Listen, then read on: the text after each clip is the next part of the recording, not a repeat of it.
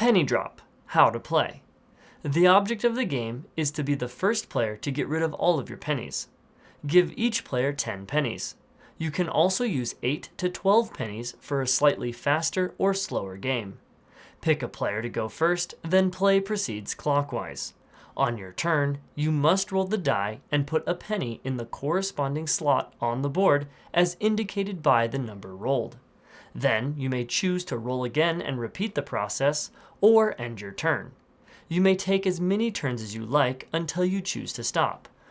Or, if you roll a number with a penny already in it, then you must collect all the pennies on the board and end your turn immediately, and the next player clockwise goes. The number 6 spot has a hole in the box, so you can roll a 6 as many times as you like without getting a penalty.